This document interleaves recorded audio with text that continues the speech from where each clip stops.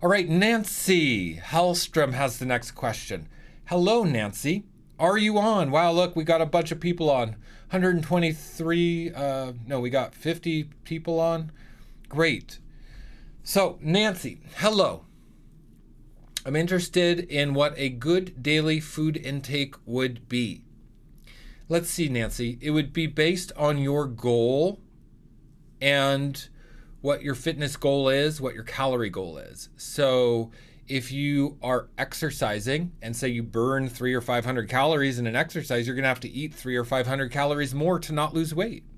So you need to track your calories to understand what your calorie needs are. I would actually recommend getting a base reading for your calorie needs. I use what's called a total daily energy expenditure calculator, TDEE calculator.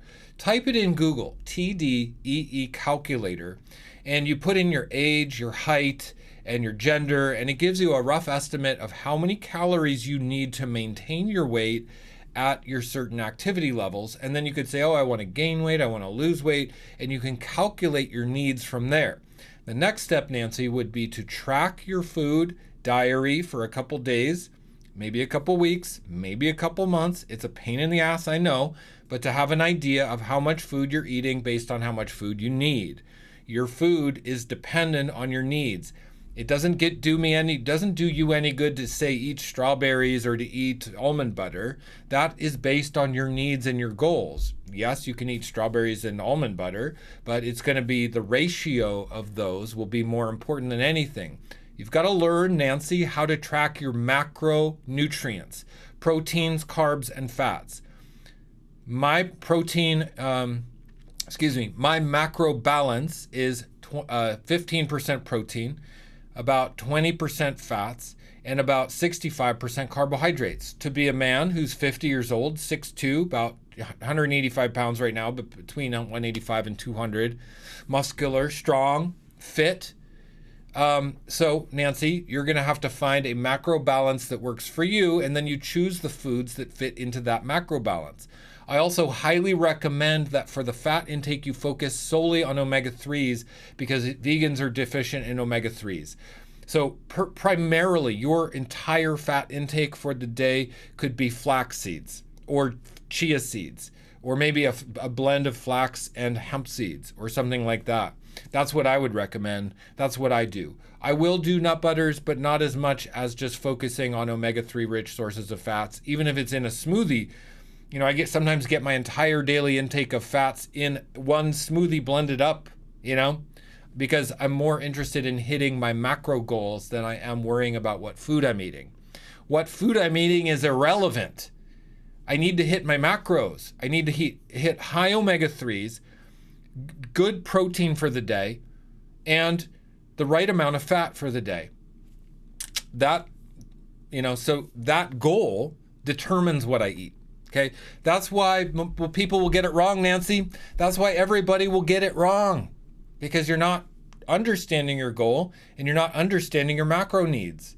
So here's the bottom line. If you need more consultation on this topic, you need to book a deep dive session with me or work with me to some degree privately so we can come up with what your macro needs are. Yes, you could do it on your own, but if you can't do it on your own or you don't want to do it on your own and you want to have some support, then talk to me about it. So you can book a deep dive session. You can book my 12-week program, work with me for 12 months, and I will change your life. I will change your life. Actually, the mindset and the personal leadership is actually 90% of it. Believe it or not, what you eat is less than 20% of the results, less than 20% of the success. If you want to be a successful raw vegan, it's 90% leadership, 90% mindset. It just is. And personal leadership and mindset is what? It's an expansion of our capacity to be more, do more, hold more, be better, be more successful. It's in the freaking mind. It's not in the body. Most people would look at me and say, you're lying, Shane.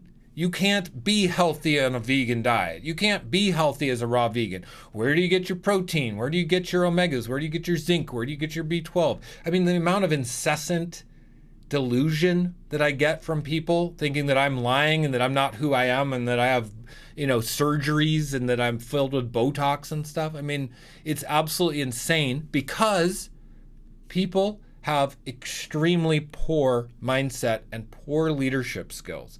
So the goal to be a successful raw vegan, the goal to be successful in any area of your life boils down to 90% mindset, discipline, structure, leadership. And if you don't have that in your life, you're going to have to mentor and apprentice with somebody who does. That's the bottom line. So you can apprentice with me to understand the principles, to be trained in the principles.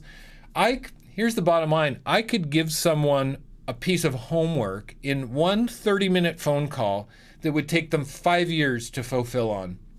Not that that's a goal. Nobody wants to have that be a goal, but I'm just saying I understand principles that can be outlined in 30 minutes that will change your life forever. A nugget of wisdom can expand within us to change our life. It's like, think about a ship on a trajectory on a GPS course. If you just turn 1 degree, just a quarter of 1 degree, a micro fraction of 1 degree, where is that ship going to go over 2 years, 5 years, 10 years? In a completely different direction. That's what leadership is. That's what mindset discipline does. It gives you one nugget that tweaks the trajectory, tweaks the trim tab on the rudder of the ship, and in 10 years, you have a completely different result in your life. You've got that $1 million business. You've got the lifestyle, the health, the body, the love relationships, the money that you want.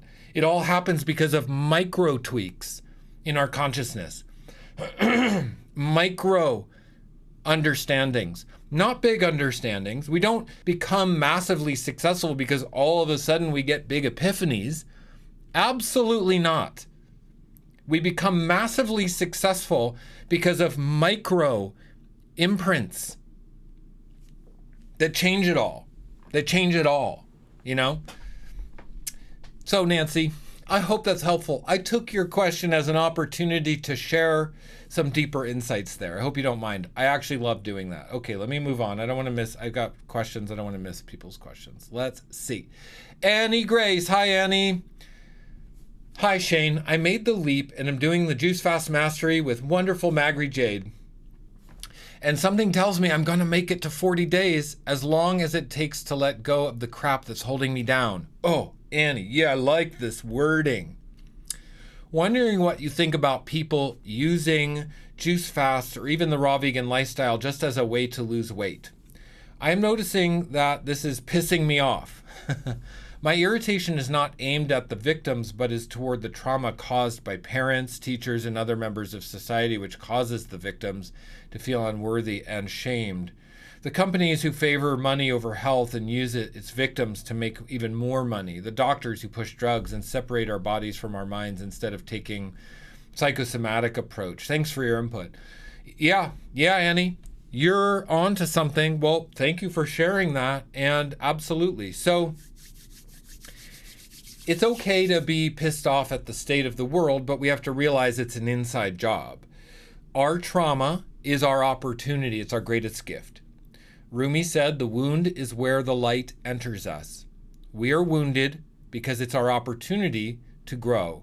It's our opportunity. The wound shows us the pathway for service to others at the highest level. So our life can be in the highest service.